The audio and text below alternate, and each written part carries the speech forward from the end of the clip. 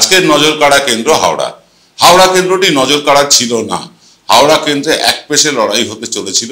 আমরা যা সমীক্ষা করছি তাতে দেখা যাচ্ছিল প্রসূন বন্দ্যোপাধ্যায় খুব ভালো ব্যবধানে জিততে চলেছেন। এখানে প্রসূন বন্দ্যোপাধ্যায়ের বিরুদ্ধে বিজেপি প্রার্থী ঘোষণা করেছে রথীন চক্রবর্তীকে। রথীন চক্রবর্তী তিনি আসলে তৃণমূলেরই লোক, গিয়েছেন বিজেপিতে। তৃণমূলের মেয়র ছিলেন হাওড়া কর্পোরেশনের, সেখান থেকে তিনি বিজেপিতে গিয়েছিলেন এবং বিজেপিতে গিয়ে পরাস্ত হন। তারপরে তিনি আবার লোকসভা কেন্দ্রে প্রতিদ্বন্দ্বিতা করেছিলেন এবার প্রসূন বন্দ্যোপাধ্যায়ের সাথে। ভালো কথা, এই আসনটা একেবারে ম্যাডমেরে আসন। এই আসনে কোনোভাবেই বিজেপির জেতার কোনো দিক থেকেই সম্ভাবনা দেখা যাচ্ছে না। তাহলে এই আসনটা নজর কাড়া হলো কেন? এই আসনটা নজর কাড়া হলো বাবুন ব্যানার্জির জন্য। কে এই বাবুন ব্যানার্জি? যার পোশাকি নাম হচ্ছে স্বপন ব্যানার্জি। তার জন্য এই আসনটা নজর কাড়া হয়ে গেল। তিনি গতকাল ফোনে বললেন যে তিনি নির্দল প্রার্থী হয়ে দাঁড়াবেন। তাকে দল টিকিট দেয়নি, অভিমানী সুর তার গলায়। তিনি বললেন নির্দল প্রার্থী হয়ে হাওড়ায় প্রতিদ্বন্দ্বিতা করবেন। শুরু হয়ে গেল শোরগোল, নজর কাড়া কেন্দ্র হয়ে গেল হাওড়া। আমরা আপনাদের হাওড়া নজর কাড়া কেন্দ্র কেন সেটা দেখানোর জন্য একটা ক্যাপসুল তৈরি করেছি। সেই ক্যাপসুলটা আগে আপনারা দেখেন, তারপরে আসবো আজকের আলোচনায়। হাওড়ার প্রার্থী নিয়ে আমার বক্তব্য হচ্ছে, দিদিমণি 365 দিন মানুষের সঙ্গে কাজ করে। দিদিমণি আমাদের ভগবান। দিদিমণি যে পথে আমাদের এগোবে আমি তার সেই পথেই এগোবো। কিন্তু এই মানুষটাকে প্রার্থী করার জন্যে আমার একটা ক্ষোভ, এই কারণেই ক্ষোভ, যে মানুষটা মোহনবাগান ক্লাবের এজিএমের সময় আমার প্রতি যে দুর্ব্যবহার করেছিল সেটা পশ্চিমবঙ্গের প্রতিটা মানুষ জানে। তারপরে এমপি ল্যাডের পুরো টাকা শেষ করতে পারে না, ঘরে বসে রাজনীতি হয় না। তার জন্য চিন্তা ভাবনা করেছি যে নির্দল প্রার্থী হলেও আমি হাওড়ায় হয়তো দাঁড়াতে পারি। কার বিরুদ্ধে কি বিরুদ্ধে আপনি বুঝতে পারবেন কার বিরুদ্ধে দাঁড়াচ্ছি। আমি নির্দল প্রার্থী হিসেবে দাঁড়াবো। দেখুন, দিদিমণির সঙ্গে গিয়ে ডাইরেক্ট কথা বলবো। দিদি ভাইয়ের ব্যাপার, যেখানে রাখি পড়ি ফোটানি সেখানে দিদি ভাইয়ের ব্যাপার আছে। দিদি আমার কাছে ভগবান। দিদির কথা আমি অক্ষরে অক্ষরে পালন করি। দিদির সঙ্গে আমার কোনো মতভেদ নেই, তার মতভেদ হওয়ার কোনো জায়গাও নেই। হিসাবে দাঁড়াবো, সেটা নিশ্চয়ই দিদির কাছ থেকে আশীর্বাদ চাইবো। দিদি হয়তো না বলবে, আমি জানি। দেখুন, আপনাদের আমি একটা কথা বলি, আমি শুনেছি, এটা আমার কানে এসছে। আমি যেদিন থেকে পার্টি করি, কোটি কোটি মানুষের সাথে কাজ করি, এবং আমি একবার নয় হাজারবার লক্ষবার বলেছি যে আমার পরিবার বলে কিছু পরিবার নেই। আমার পরিবার হচ্ছে মানুষের পরিবার, মামাটি মানুষের পরিবার। আর আমাদের পরিবারে যদি রক্তের পরিবার ধরেন, নিউ জেনারেশনদের নিয়ে, যেমন পাহাড়ে কিছুদিন আগে একটা বিয়ে হলো, আমাদের প্রায় 32 জন মেম্বার আছে পরিবারে। আমাদের কেউ কিন্তু এরকম নয়। এটাতে সবাই খুব ক্ষুব্ধ, এবং আমি সরাসরি বলছি, বড় হলে অনেকের লোভ একটু বেশি বেড়ে যায়। পরিবারটাকে বাদ দিয়ে যে যার খেলা খেলুন। আমার পরিবারের ও কোনো মেম্বার বলে আমি মনে করি না। আজ থেকে আমি সব সম্পর্ক, শুধু আমি নই, আমাদের রক্তের পরিবারেরও যারা আছে, মামাটি মানুষের পরিবারেরও যারা আছে, সমস্ত সম্পর্ক ওর সাথে থেকে ছেদ হয়ে গেল। আজ থেকে কোনো রিলেশন আমার ভাই হিসেবে কেউ পরিচয় দেবেন না। ইন্ডিভিজুয়াল নাগরিক হিসেবে আপনারা কেউ কারো পরিচয় দিতেই পারেন, সেটা আলাদা ব্যাপার। তো প্লিজ দয়া করে আমার নামটা ইউজ করবেন না, বিকজ আমি টোটাল ডিসঅ্যাসোসিয়েট করে দিয়েছি আমাদের ফ্যামিলি বন্ডিং, নো রিলেশন। সুতরাং আমাদের দল যাকে প্রার্থী করেছে তিনিই আমাদের প্রার্থী। প্রসূন ব্যানার্জি একজন অর্জুন অ্যাওয়ার্ডি, মনে রাখতে হবে। প্রসূন ব্যানার্জি দাঁড়ান, শৈলেন মান্না থেকে শুরু করে মোহনবাগান, এই জায়গাটা হচ্ছে হাওড়া। বিজেপি যাকে প্রার্থী করেছে তিনি আগে আমাদের প্রার্থী ছিলেন, যিনি আমাদের মেয়র ছিলেন। তিনি যেভাবে কেলেঙ্কারি করেছেন, 2000 ছেলের ভবিষ্যৎ যেভাবে চাকরি দিয়েছেন বেআইনি ভাবে, কল্পনা করতে পারবেন না যদি তার সমস্ত কিছু বের করা যায়। আর যে ভদ্রলোকের নাম আপনারা বলছেন, আমি আপনাদের বলি, তার অনেক কাজকর্মই আমার অনেক দিন ধরে পছন্দ নয়। তার কারণ আমি অন্যায় কখনো সহ্য করি না, কিন্তু সবাই তো আর বাইরে সবটা বলতে পারে না। অনেক সময় বুক ফাটে, তো মুখ ফাটে না। সুতরাং এই নিয়ে আমার তর্ক বিতর্কের ব্যাপার নেই। আমাদের দলীয় প্রার্থী প্রসূন ব্যানার্জি যে যেখানে ইচ্ছে যেতে পারে। কিছু লোক নির্বাচনে আসলেই কাউন্সিলরেও দাঁড়াতে হবে, এমএলএতেও দাঁড়াতে হবে, আর এমপিতেও দাঁড়াতে হবে। আমার পরিবারের সবাই যদি বলে আমি এমপি ইলেকশনের টিকিট চাই, এমএলএ ইলেকশন টিকিট চাই, তাহলে আমি তো পরিবারতন্ত্র করব। আমি পরিবারতন্ত্র করি না, আমি মানুষতন্ত্র করি। এবং তাই মানুষের পরিবারই আমার পরিবার। আমি সবাইকে বলবো আমার সাথে কোনো সম্পর্ক রাখবেন না। যে আমার সাথে কোনো সম্পর্ক ছিল একদিন, ভুলে যান। আজ থেকে কোনো সম্পর্ক থাকবে না। যে যার স্বাধীনতা নিয়ে যেখানে ইচ্ছে লড়াই করতে পারে। আমি এত লোভী লোকেদের পছন্দ করি না। শুধু আজকে নয়, প্রত্যেকটা ইলেকশনে আমাকে অনেক অশান্তি করেছে, অথচ নিজেদের ছোটবেলাটা ভুলে গেছে। আমার বলা উচিত নয়। আমি অভিষেককে বলছিলাম যে বাবা যখন মারা গেছে, বয়স ছিল 2.5 বছর, আমি 45 টাকা পেতাম, দুধের ডিপোয় কাজ করে মানুষ করেছি। কিন্তু তখন থেকে আমি রাজনীতিটা করতাম বলে ওকে মানুষ করতে পারিনি। হয়তো অনেককে, সবাইকে মানুষ করতে পেরেছি। আমাদের পরিবার খুব বড় পরিবার, এটা মানুষের পরিবার। কাজে এটা নিয়ে আমাকে আর আপনারা খোঁচাবেন না। আমার যা বলার আমি বলে দিয়েছি। ওর পাশে যেন আমাদের পরিবারের কোনো নাম না থাকে। নমস্কার, আমি বাবুন বন্দ্যোপাধ্যায়। আমি নেত্রী মমতা বন্দ্যোপাধ্যায়ের ভাই। আমি বিজেপিতে যাচ্ছি, এটা একটা ফেক নিউজ। আমি বিশ্বাস করি মমতা বন্দ্যোপাধ্যায় পশ্চিমবঙ্গে যতদিন থাকবে ততদিন আমি মমতা বন্দ্যোপাধ্যায়ের সঙ্গে, নেত্রীর সঙ্গে থাকবো। এটা আমার জনগণের কাছে, সবার কাছে এই বার্তা আমি পৌঁছে দিলাম।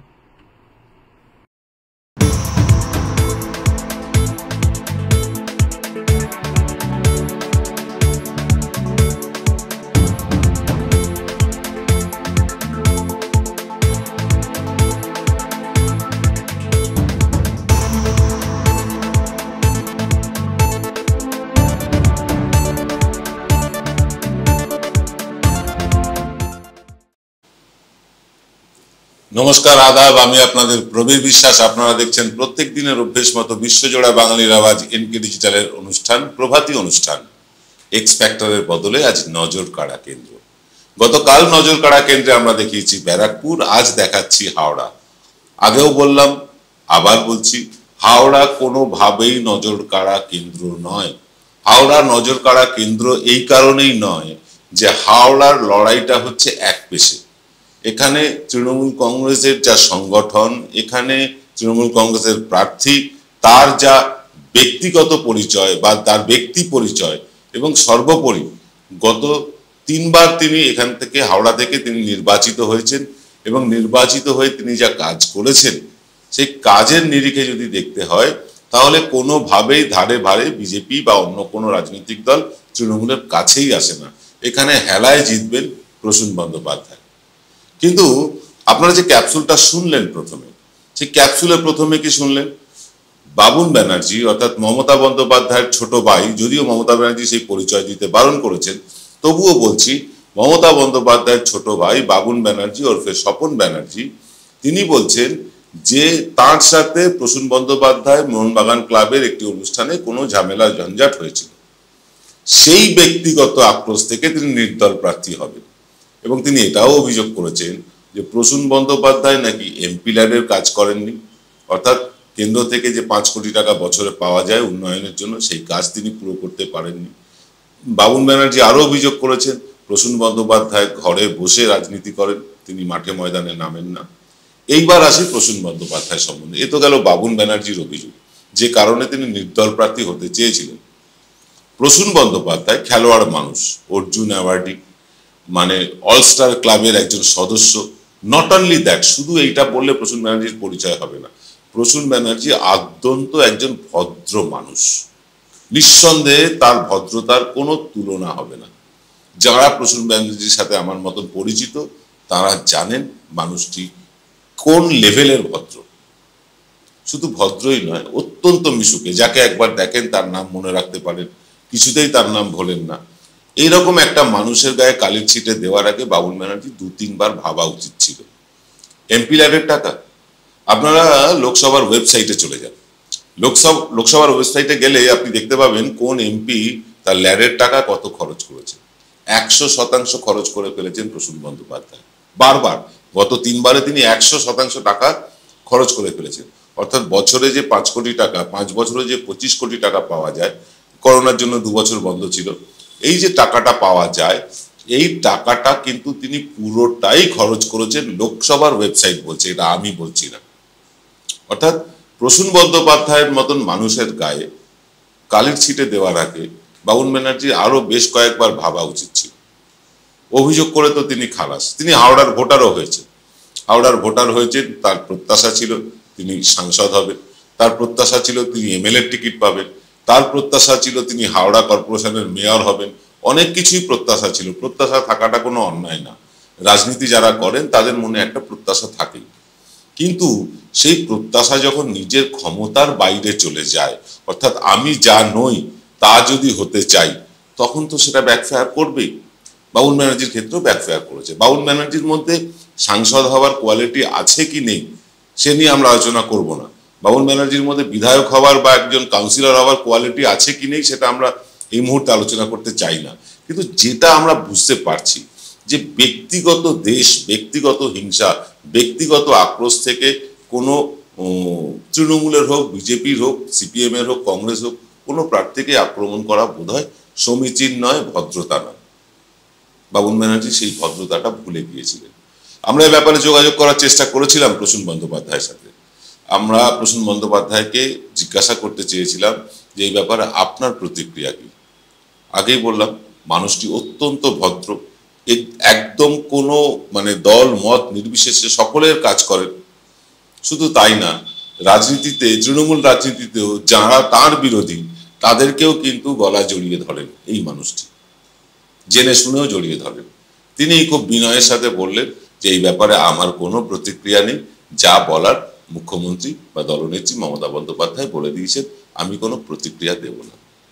ব্যক্তিগতভাবে প্রসূন বন্দ্যোপাধ্যায়কে চিনি বলেই এই কথাগুলো বলতে পারছি। এবার হাওড়া কেন্দ্রটা জমজমাট কেন, কেন লড়াইয়ের মধ্যে হাওড়া কেন্দ্র নেই, এসব নিয়ে একটু আলোচনা করার নিশ্চয়ই দরকার আছে। হাওড়া কেন্দ্রে বিজেপির তরফে প্রার্থী হয়েছেন রথীন চক্রবর্তী। নিঃসন্দেহে ভালো মানুষ, নিপাট ভদ্রলোক যাকে বলে, মৃদুভাষী, আস্তে কথা বলেন, খুব ধীরে সুস্থে চলাফেরা করেন। কিন্তু মুশকিলটা হচ্ছে কোথায় জানেন রথীন চক্রবর্তীর সাথে? রথীন বাবু ডাক্তার মানুষ, তিনি প্রয়াত ডাক্তার, প্রবাদ প্রতিম ডাক্তার ভোলানাথ চক্রবর্তীর ছেলে, এই হিসাবে হাওড়ার মানুষ তাকে চেনেন। এবার এইরকম একজন মানুষ, অত্যন্ত ভদ্র মানুষ, এবং তার শিক্ষাগত যোগ্যতা শুনলে কপালে হাত উঠবে, আপনার চোখ কপালে উঠে যাবে। তিনি অ্যালোপ্যাথিতে ডাক্তার হয়েছেন, আবার হোমিওপ্যাথিতেও ডাক্তার হয়েছেন। এত যোগ্যতা সম্পন্ন মানুষ, সে মানুষটি নেহাতি ভদ্রলোক, এর মধ্যে কোনো ভুল নেই। তিনি হাওড়া কর্পোরেশনের মেয়র ছিলেন। হাওড়া কর্পোরেশনের মেয়র থাকাকালীন তাকে সবাই বলতেন তিনি নাকি part time mayor. Part time mayor এই কারণে বলতেন, তিনি সপ্তাহে 2-1 দিন মেয়রের অফিসে যেতেন, হাওড়া কর্পোরেশনে যেতেন, সামান্য কয়েক মিনিট থাকতেন, থেকে চলে যেতেন।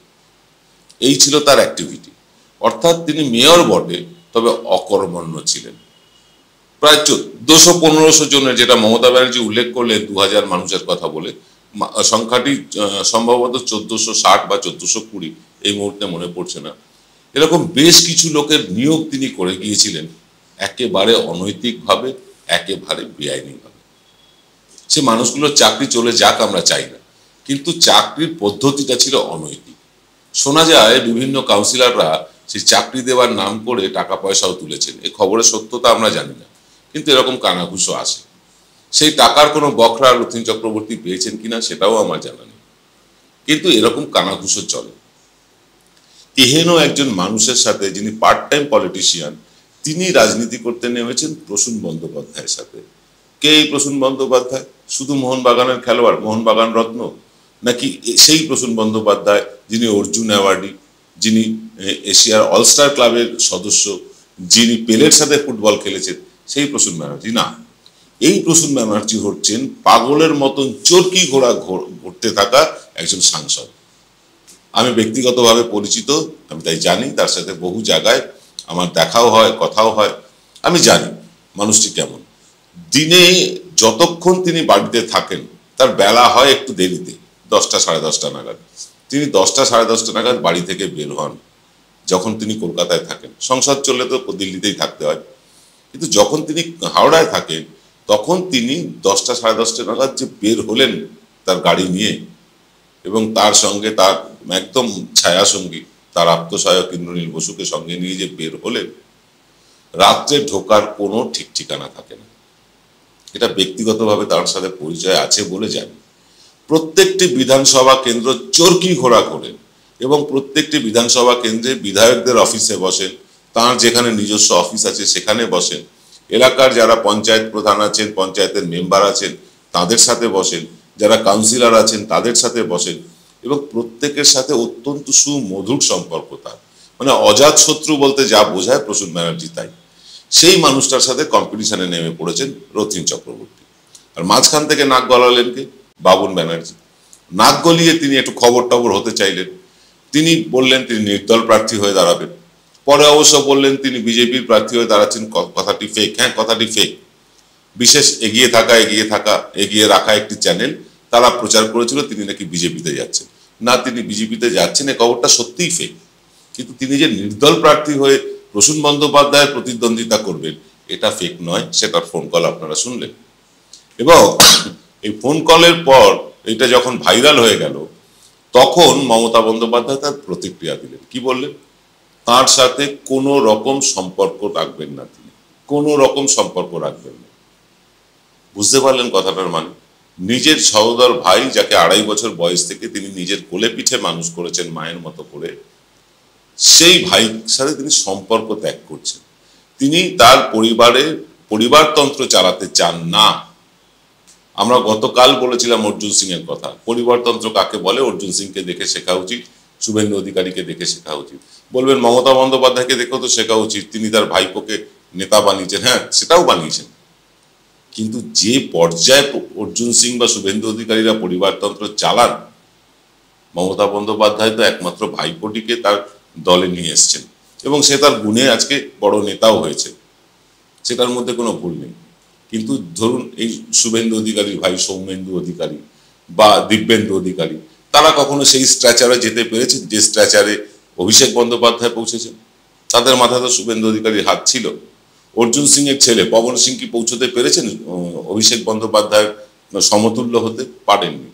কারণ অভিষেক বন্দ্যোপাধ্যায়ের মধ্যে সেই গুণাবলী ছিল, সেই কঠোর পরিশ্রম করার মতন মানসিকতা ছিল, করেওছেন, ফলে তিনি আজকে অভিষেক বন্দ্যোপাধ্যায় হয়েছেন, বড় নেতা হয়েছেন। তাই পরিবারতন্ত্র যদি বলেন, পরিবারতন্ত্র বলতে গেলে অনেকের কথা বলতে হয়। মমতা বন্দ্যোপাধ্যায় সম্ভবত তার পরিবার থেকে আর কখনো কাউকে তার দলের নেতাও বানাবেন না, তার দলের জনপ্রতিনিধিও বানাবেন না। সম্ভবত যতটুকু ব্যক্তিগত খবর আসে, ব্যক্তিগত স্তরে তিনি যে আলোচনা করেন, যতটুকু সেখান থেকে খবর আসে ততটুকুতে জানি মমতা বন্দ্যোপাধ্যায় তার বাড়ির লোকজনকে আর রাজনীতিতে আনতে চান না। কারণ অভিষেক বন্দ্যোপাধ্যায়কে এনেই তাকে নাকি পরিবারতন্ত্র, পিসি ভাইপো ইত্যাদি ইত্যাদি বলা হয়, তাই তিনি সে পথে আর মারাবেন না। আমরা আসবো এই নিয়ে একটা দীর্ঘ আলোচনা, তবে ছোট্ট একটা বিরতির পর। সেরাই যখন হাতের কাছে অন্যটা কেনই বা কিনি, আজ বাঙালির ঘরে ঘরে একটাই নাম সুন্দরিনী। সুন্দরিনী সুন্দরিনী সুন্দরিনী সুন্দরিনী। জয়গুরু রত্নভান্ডার জ্যোতিষীমা, এখানে গোল্ড মেডেলিস্ট জ্যোতিষী বসেন। হাই কোয়ালিটির আসল গ্রহরত্ন সবচেয়ে কম দামে এখানে পাওয়া যায়। স্থান বেলঘড়িয়া রানীপার্ক, বটতলা, 2 নম্বর রেলগেটের নিকটে। 9681345722 এবং 9007778922। ফিরে এলাম বিরতির পর। আপনারা দেখছেন এমকে ডিজিটাল অনুষ্ঠান নজর কাড়া কেন্দ্র। আজকের নজর কাড়া কেন্দ্র হাওড়া। এই হাওড়া কেন্দ্র নিয়ে বলবার আগে আপনাদেরকে বলি, আজ বিকেল 5টায় একটা বিশেষ এপিসোড, আমরা বলি বোনাস এপিসোড, আপনাদের জন্য আনছি। বিকেল 5টায় শতরূপ ঘোষ বিধ্বংসী কথা বলেছেন অভিজিৎ গাঙ্গুলি সম্বন্ধে। বিজেপি নেতা, প্রাক্তন বিচারপতি অভিজিৎ গাঙ্গুলি সম্বন্ধে বিধ্বংসী কথা বলেছেন। যে কথাগুলো প্রত্যেকটি কথা শুনলে আপনার গায়ের রোম খাড়া হয়ে যাবে, সেরকম একটি ভিডিও আমরা আজকে নিয়ে আসছি বিকেল 5টায়, দেখতে ভুলবেন না। আমরা আলোচনা করছি নজর কাড়া কেন্দ্র হাওড়া নিয়ে। হাওড়ায় যে এই যে রথীন চক্রবর্তী বনাম প্রসূন বন্দ্যোপাধ্যায় সিপিএম এর কে দাঁড়াবেন আমরা জানি না, কিন্তু এই একটা নতুন অ্যাঙ্গেল এনে দিয়েছিলেন বাবুন ব্যানার্জি নির্দল প্রার্থী হিসেবে দাঁড়াবেন বলে। কিন্তু কার বিরুদ্ধে নির্দল প্রার্থী হবে? তিনি মোহনবাগান রত্ন অর্জুন অ্যাওয়ার্ডি প্রসূন বন্দ্যোপাধ্যায়।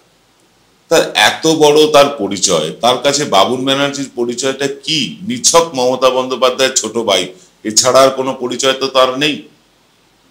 এছাড়া হাওড়ার মানুষের জন্য তিনি হাওড়ায় একটা ইফতার পার্টি করেন, হাওড়ায় তার আনাগোনা আছে, বিভিন্ন ক্লাবে ক্লাবে তিনি যান, খবর আছে, এবং আরো অনেক কিছু খবর আছে যেগুলো আমরা এখন বলতে চাই না।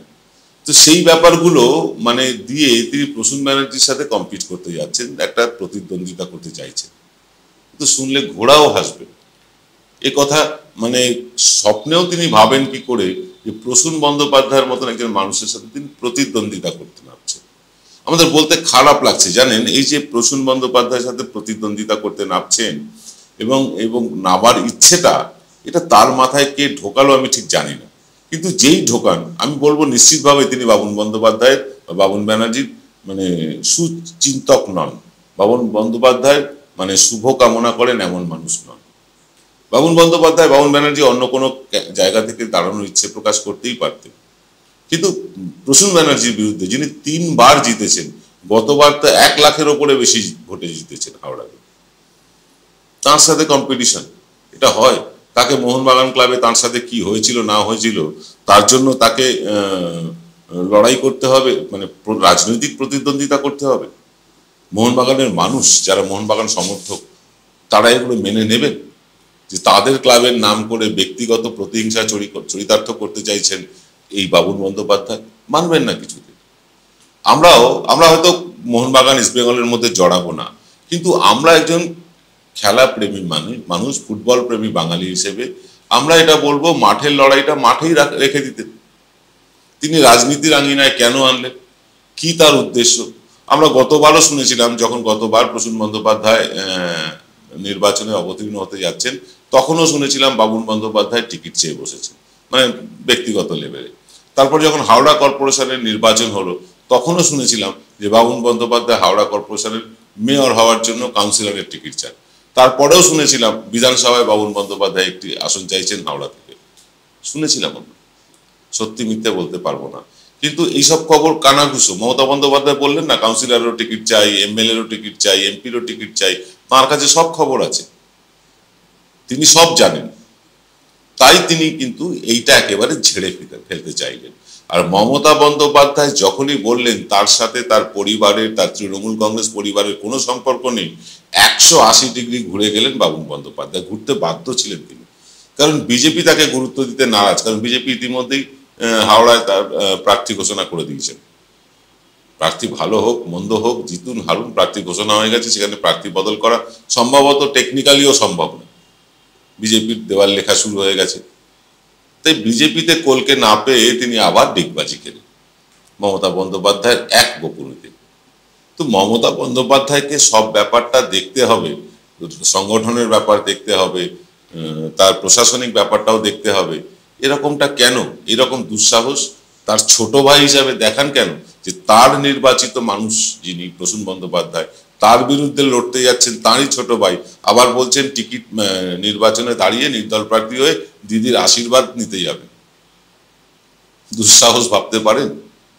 আমরা বাবুন ব্যানার্জিকে ক্রিটিসাইজ করতে নামিনি, আমরা প্রসূন বন্দ্যোপাধ্যায়কে গ্লোরিফাই করতেও নামিনি, কিন্তু আমরা সাধারণভাবে যেটা দেখতে পাচ্ছি, একটা এলেবেলে কেন্দ্র, নিস্তরঙ্গ যার ভোট হতে চলেছে, যেখানে কোনো মানে লড়াই নেই বিরোধী দলের সাথে, সেইখানে দুম করে বাবুন বন্দ্যোপাধ্যায় নিজেকে হাইলাইট করার জন্য, নিজেকে প্রচারের আলো আনার জন্য দুম করে বললেন আমি প্রসূন ব্যানার্জির বিরুদ্ধে নির্দল প্রার্থী হব।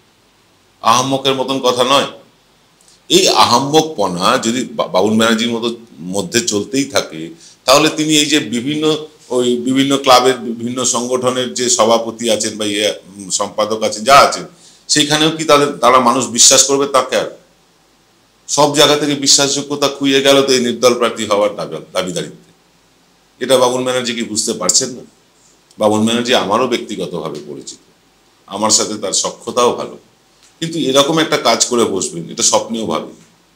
আপনারা ভেবেছেন কিনা কমেন্ট বক্সে লিখে যাবেন। আর আজকে বিকেল 5টার এপিসোডটা কিন্তু দেখতে ভুলবেন না। আজ এই পর্যন্ত, সকলে ভালো থাকবেন, নমস্কার। উইকিপিডিয়ার তথ্য অনুযায়ী এনকে ডিজিটাল ছিল গত বিধানসভা নির্বাচনের সবচেয়ে নিখুঁত এক্সিট পোল এবং ওপিনিয়ন পোলের অধিকারী। এবারের লোকসভা নির্বাচনের ওপিনিয়ন পোল আসছে এই মার্চেই। জানতে হলে দেখতে থাকুন এনকে ডিজিটাল।